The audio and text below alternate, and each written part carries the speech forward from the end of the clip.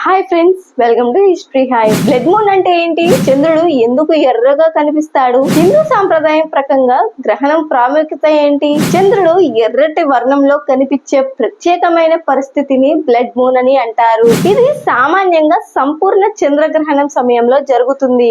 చంద్రుడి మీద నేరుగా సూర్యకాంతి పడదు, కానీ భూమి వాతావరణం ద్వారా వెళ్లిన సూర్యకాంతి ఎరుపు కిరణాలు చంద్రుడిపై పడతాయి. అందువల్ల చంద్రుడు ఎర్రగా కనిపిస్తాడు. మార్చ్ 14, 2025 మరియు 7th సెప్టెంబర్ 2025 సంపూర్ణ చంద్రగ్రహణం వస్తుంది.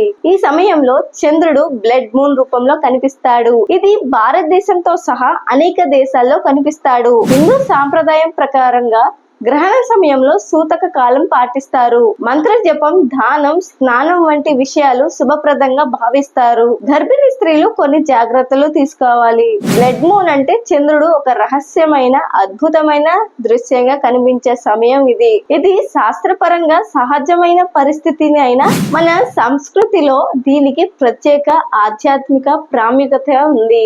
Please subscribe to our channel.